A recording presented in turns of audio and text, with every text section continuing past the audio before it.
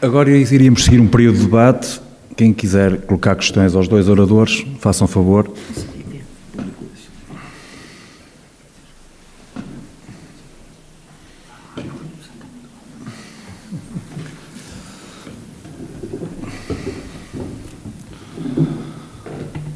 Alguma questão? Eu posso colocar uma questão. A Arouca, como sabe, foi ano passado o Conselho do país que foi mais fustigado pelos incêndios, não é? Foi amplamente mediatizado.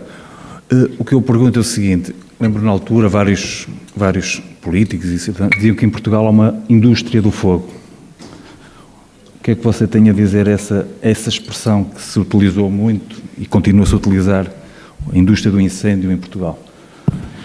Respondo de uma forma simples. Há muitos interesses. Como ex-político, isso é o que os políticos fazem, como na América.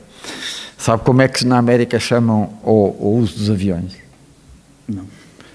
É os bombeiros da CNN. Porque para um político, aquilo que aparece na televisão é visível, é o avião. Portanto, o uso da aviação é fundamental, mas não importa se apaga ou não, ou se estão os homens cá em paz, porque como disse o bombeiro, como também na guerra é a mesma coisa, sem infantaria não há domínio do terreno. O avião é um excelente auxiliar, mas é preciso mais. Está bem? E o problema é que nós ficamos com as frases bonitas que têm impacto na televisão e na população que dão os votos. Porque eu noto é que os políticos só se preocupam com os incêndios em agosto. Não. Nos outros 11 meses... Nada. Porque não dá votos. Noto no seu discurso muito crítico em relação ao poder político. Não, é crítica em relação às pessoas que forçam os políticos a dizer assim. Porque se o político disser a verdade, não é mais eleito. Claro. Está bem? Fala por experiência própria. Claro. Eu fui corrido. Disse a verdade. Por acaso não foi sobre fogos, foi sobre outro problema complicado.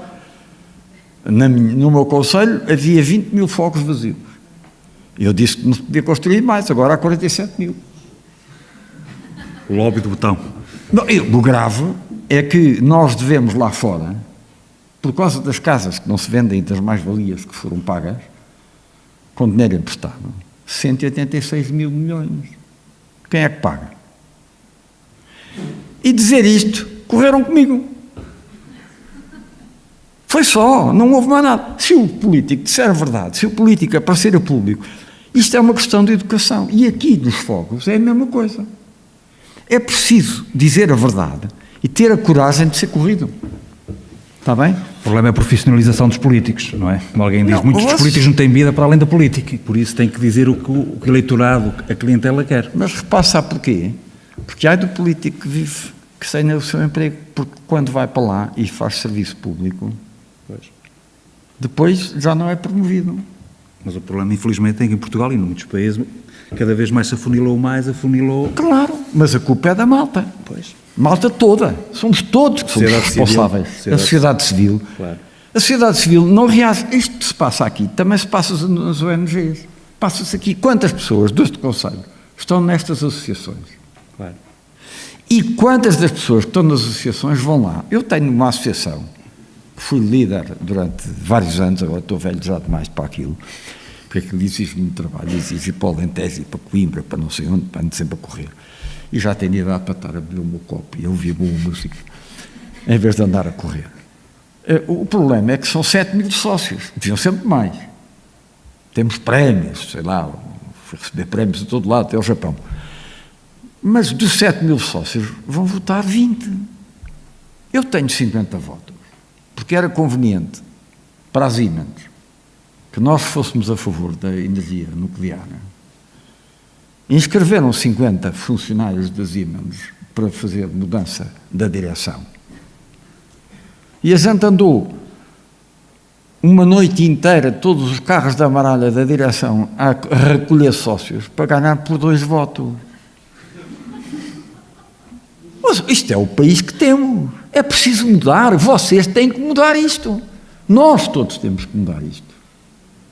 É preciso. O que se passou aqui foi lindo, bestial. Mas quantas pessoas daqui vieram assistir a este debate? Reparem isto. Estamos a discutir o futuro da Terra. Estão a ver?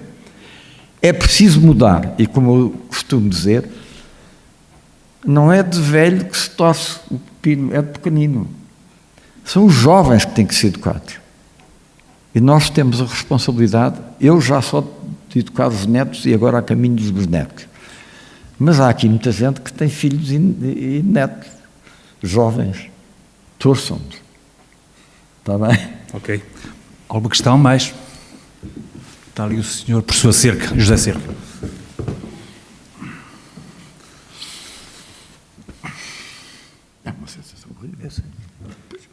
Em primeiro lugar, uma nota só para salientar a importância e a oportunidade deste debate sobre a floresta e os incêndios que decorreram ontem e hoje neste espaço.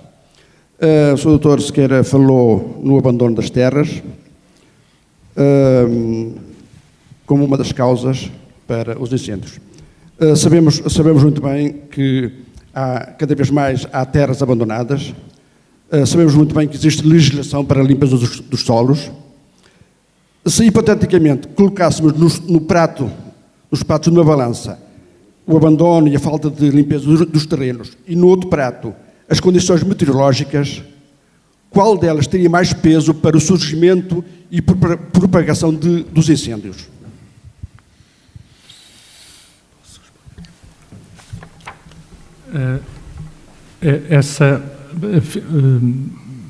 Tipicamente considera-se que seria a meteorologia, mas recentemente fizemos um estudo só para os grandes incêndios, portanto só para os fogos acima de 100 hectares, e claramente o grande fator em Portugal que determina o tamanho dos fogos é a continuidade florestal. Portanto, se o espaço florestal for contínuo, vai fomentar incêndios cada vez maiores. E, por sua vez, incêndios cada vez maiores vão criar espaços pós-fogo muito homogéneos, que, por sua vez, no futuro desencadearão incêndios maiores. Portanto, isto é a escala do incêndio, ou vá lá, a escala da paisagem, tira-se esta conclusão. A outras escalas, se olharmos a uma escala espacial maior, como o fogo tem alguma sincronicidade, vá lá, essa escala maior é a meteorologia, não é? Mas quando olhamos para o incêndio individual, para aquela paisagem, é claramente, em primeiro lugar, a continuidade do espaço florestal e, em segundo lugar, também muito importante, é os fogos anteriores. Portanto, paisagens com fogos anteriores muito pequenos, que vão formando um mosaico de vegetação, criam incêndios posteriores pequenos. Portanto, é um fator também muito importante. Portanto, há regiões do país com fogo muito frequente que nunca têm fogos maiores que 200, 300 hectares, exatamente porque tem aquele mosaico que constrange o desenvolvimento de grandes incêndios, e isso acontece independentemente da meteorologia. Portanto, mesmo em condições meteorológicas muito severas, esses espaços, porque ardem frequentemente e têm um padrão, um mosaico muito intrincado de vegetação, constrange a dimensão dos incêndios. Engenheiro. Concordo, mas é o síncrono. São as duas coisas. O abandono é cada vez mais grave, porque simultaneamente o que está a acontecer é que a alteração climática vai aumentar a gravidade meteorológica e a gravidade desse facto. Nós estamos com o azar de estar na altura em que as duas coisas estão a coincidir. A alteração climática aumenta-nos a secura e aumenta outra coisa muito importante, que é a intensidade da chuva, que vai tirar a fertilidade e vai mudar tudo o que está no regime hídrico, e depois temos o abandono. Portanto, as duas coisas vão nos conduzir para uma catástrofe. E, portanto, é urgente mudar isto. Mudar o sistema e ter gente a tratar da terra, que é a vida, que é a água, para tentar limitar os efeitos da alteração climática e os efeitos nefastos de situações cada vez mais graves de fogos. Mais alguma questão? Jorge Amorim. Tenho duas perguntas para os dois, perguntas muito breves, ou melhor, e uma afirmação, melhor, um comentário em relação às cinzas das centrais de biomassa. É um grande problema para as centrais de biomassa, o problema das cinzas, que é um resíduo que tem uma classificação, um código LER, e nós não os podemos colocar nos terrenos, simplesmente. Ou seja, a devolução ao meio natural não é autorizada. E é um problema que as centrais de biomassa normalmente têm. E então tem que ir para aterro, e paga-se, e não é pouco. Isso é só um pequeno comentário. Mas isso também tem a ver com a questão das queimadas dos fogos controlados. Quer dizer, no fundo, a libertação de CO2 acaba por ser realizada na mesma, ou seja, também não tem um impacto ambiental que deveria ser considerado as queimadas a fogo controlado. Quer dizer, naturalmente isso está estudado, mas eu gostava que se pronunciasse sobre isso, neste caso o Dr. Paulo Fernandes.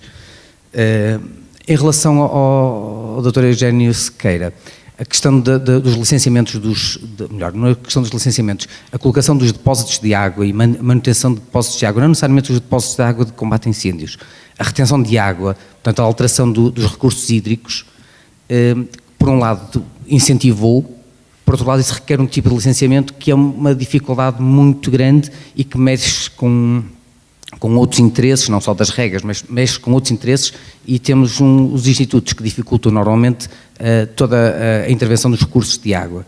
Ou seja, nós temos soluções muito interessantes, apontou soluções muito interessantes, mas depois na prática são muito difíceis de implementar porque a legislação não favorece quem queira pôr em prática esse tipo de medidas. Podia começar então um engenheiro. A questão do fogo controlado e das emissões de CO2. A resposta não é muito direta, digamos, depende bastante do regime de fogo. Mas nós sabemos que um fogo controlado, porque só remove uma parte da biomassa, comparativamente a um incêndio, as emissões são cerca de 20%, 30% do incêndio no mesmo local. Isto tem floresta. Se forem áreas de matos, já são mais semelhantes, já será talvez nos 70%, 80%. Basicamente, em termos de balanço de carbono, o fogo controlado compensa quando evita a área ardida por incêndio, não é? Porque há este diferencial de libertação de CO2. Portanto, se nós, através do fogo controlado, tivermos algum impacto na área ardida por incêndio, conseguimos, globalmente, baixamos as emissões. Há alguns programas a decorrer no mundo exatamente com esse objetivo. Por exemplo, no norte da Austrália, ainda hoje falámos sobre isso, no norte da Austrália existe um programa de fogo controlado em grande escala, até por ignição aérea, que conseguiu reduzir as emissões cerca de 30%, portanto, alterando o regime de fogo, queimando mais cedo, quando está mais úmido, etc. Portanto, o fogo controlado, eu não falei nisso, mas pode ser usado até com esse objetivo principal, maior armazenamento de carbono. Em regiões como Portugal, onde o fogo controlado é pouco, se não houver incêndios, digamos, que vão ao encontro das áreas de fogo controlado, ou se isso acontecer, mas por alguma razão não houver nenhum impacto do fogo controlado na expansão do incêndio, então aí o fogo controlado está a acrescentar emissões, naturalmente. Além das emissões do incêndio, temos as emissões do fogo controlado, mas não será grave porque, enfim, a área de fogo controlado é tão baixa que, digamos que não vai ser nunca um contributo significativo para as emissões. Engenheiro Eugénio, por favor. Reforçando o que está a dizer, é que o fogo controlado não é na área toda que poderia arder. É em faixas e é em zonas tampão. Portanto, é uma zona restrita. E é uma questão de fazer isso com senso.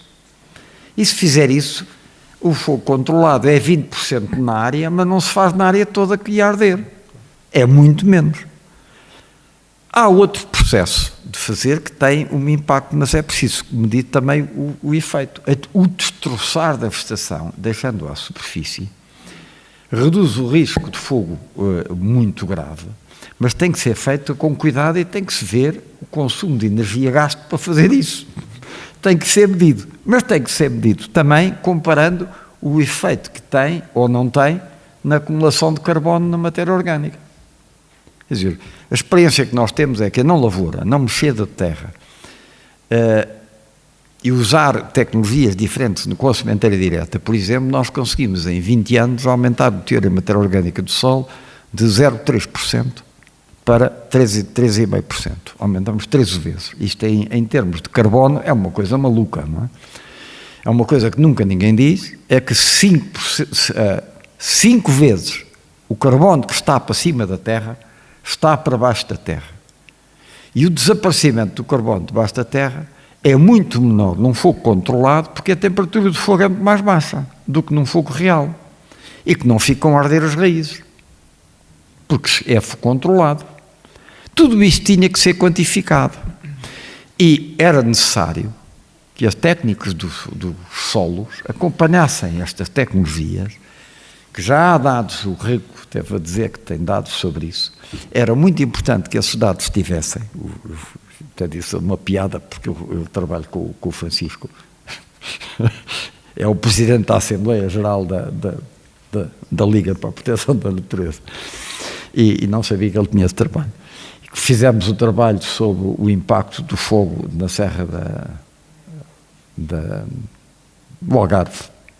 Foi Inês que fez a tese sobre isso, e fomos os dois co-orientadores. E, portanto, podemos ter falado nisso. Olha, passa, a gente não sabe tudo. Era preciso estes estudos serem feitos com muito cuidado e serem continuados e serem prolongados no tempo. Há algum campo que tenha alguns ensaios feitos há mais de 10 anos e que seja acompanhado há mais de 10 anos? É que a resposta é muito simples, é impossível, porque os projetos e os financiamentos são projetos de 3, 4 anos.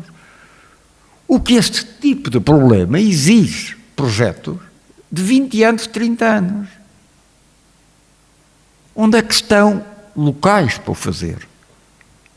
Onde é que estão sítios onde o Estado controle para poder dedicar um grande espaço e pôr tanta gente a trabalhar? É este o drama deste país. Para terminar, mais uma questão, depois no final da mesa redonda haverá um novo espaço de debate. Aquela senhora ali ao fundo quer colocar uma questão, por favor. Pois, eu não tive, infelizmente, a oportunidade de estar no princípio. Está ligado? Está. Tá. Sim, sim. Não tive, infelizmente, a oportunidade de estar no princípio, de maneira que não sei se já tocaram mesmo este ponto que queria levantar. Estava a acabar de nos dizer que há soluções interessantes na prática, mas difíceis de impulsionar, etc. Eu aí tenho uma primeira questão, que é até que ponto é possível, na escala, estou a falar numa escala diferente daquela em que falámos de manhã, das técnicas e tudo isso, na escala das populações e dos pequenos, enfim, dos pequenos povoados, etc. Até que ponto realmente as pessoas estão implicadas e são realmente ouvidas, e quando estamos a dizer que são ouvidas, estamos a dizer todos o mesmo, mas pensar coisas diferentes, sobre a maneira de resolver o problema. Portanto, quanto elas estão implicadas nas soluções que lhes vão dizer respeito depois na vida. Isto era uma primeira questão. Uma outra questão era como é possível que realmente, como ouvi aqui de manhã, nós estejamos um pouco já a ridicularizar aquilo dos terrores do fogo, dos terroristas que enfim, queimam florestas, etc. Eu acho que na psicologia social há muita coisa que se poderia dizer sobre isto e que era preciso realmente ser mais aprofundado, menos leve a esse respeito, e que havia uma recomendação muito forte que poderia sair de fóruns como estes, e isso se calhar era o meu pedido, é que a comunicação social faz dos fogos, e de quase todos, um espetáculo muito deformativo para as crianças e para o futuro dos incendiários. Parece-me que há qualquer coisa aqui que se devia considerar. Não é possível passar horas e horas, para além de nós aqui em Aroca não tivemos oportunidade, infelizmente, de os ver ao vivo, mas os que não estavam em Aroca, e parece que as nossas perspectivas para os próximos anos não são famosas, os que não estavam aqui tiveram a A oportunidade de estar na frente da televisão horas e horas e horas e horas e horas a ver um espetáculo que eu julgo que não era pedagógico. Se for como é que se faz, que daqui deste fórum consigam sair recomendações para a imprensa, ou para a televisão, ou para os meios de comunicação social, de o que é pedagógico, como é que se faz, disto e daquilo. Agora, o espetáculo pirómano que assistimos continuamente, eu julgo que esse temos que o respeitar e que o respeitar a nível de prevenção. Estou profundamente convicta disto e era quase um pedido de que isso saísse como uma recomendação também. Porque nos fóruns destes não podemos falar dos que cá não estão, pois os que cá não estão e infelizmente não estão. Pronto, quer dizer, não podemos falar para eles. Agora, podemos fazer sair algumas recomendações que ainda assim valham a pena, não? Obrigada. Não sei qual, se engenheiro pode... Realmente, a imagem do pirómano e tal é realmente uma percentagem mínima. Mas era preciso, por respeito para com a doença dessas pessoas, que essas pessoas fossem retiradas na altura do risco. O meu filho foi responsável pela floresta na Ilha da Madeira e um dos que foi apanhado era a 6ª vez que ele ia parar à cadeia por ter pegado fogo. Ele era nitidamente uma pessoa afetada. E, portanto, era necessário, como noutros países, essas pessoas, em cada vez que passava a alerta laranja, fossem evacuados para entregues à família ou a instituições que tomassem conta deles. Não porque são uma minoria, não é aí que está o problema, mas porque é dramático uma pessoa estar com uma doença dessas. Tem que ser tratado. Não pode ser deixado. O problema está na nossa mentalidade. Falando sobre a atuação e a forma como se consegue a participação das pessoas. A minha experiência é um bocado triste, mas tive sucesso. Durante 38 anos fui investigador e trabalhei na defesa dos solos contra a erosão, no processo de desertificação, tive papel importante a nível internacional, nas Nações Unidas, etc. Nunca passei nada para os agricultores. Até que comprámos 1000 hectares no Alentejo e começámos a fazer a tecnologia. E os agricultores vieram ver, fazia-se bicha para ver a colheita do cereal que estávamos a fazer, o gado que lá estava, a forma como era gerido. E depois vieram-nos pedir as contas de cultura. E agora 60.000 hectares fazem a nossa tecnologia. Isto é, os agricultores não acreditam nos técnicos, porque o técnico não tem sítio para demonstrar vivo o que está a fazer e as consequências. Repare, o cientista não tem culpa, ele não tem sítio para demonstrar, não há local. Então, quando se trata de florestas, os ensaios não podem ser 3 anos. As coisas para demonstrar e tamanho têm que ser hectares e hectares. Então, onde é que eles existem? E tem que ser um monte de gente, não é os coitados dos silvicultores que quantos são por ano? Há gente que chegue para isso. O que está é culpa nossa, porque depois também não há jovens a irem para lá trabalhar, não há. E sem gente não é possível fazê-lo. Sem agricultores não há agricultura, sem investigação e sem capacidade e projetos de longa duração integrados, também não há capacidade de demonstração. Portanto, isto é uma pescadinha de rabo na boca e precisamos de romper isto. E o romper é uma ruptura política. Portanto, a população tem que ser, e é o esforço que e por isso é que eu estou contente de estar aqui, porque é mais um esforço para mudar a mentalidade, para forçar os políticos a tomarem atitudes corretas. E só conseguimos isso se atuarmos através dos meios de comunicação social. Porque é a única maneira, uma vez que falamos para uma Assembleia tão pequena, de chegar a uma Assembleia capaz de mudar a opinião dos políticos. E isso é fundamental. Por isso é que a mim me chateia, porque quando vou à televisão vou todo nervoso. E quando me dão a oportunidade de ir à televisão falar, não posso negar. Mas depois venho de lá beber uns copos. Ajudem lá. Quer dizer, temos que mudar isto. E é urgente mudar. É dramático. E a responsabilidade está em nós que temos conhecimento. E por isso, desgraçados, estamos aqui, em vez de estar com a família. Não é? Ajudem. Engenheiro Paulo, quer acrescentar mais alguma coisa? Está terminado então. Muito obrigado pela vossa presença.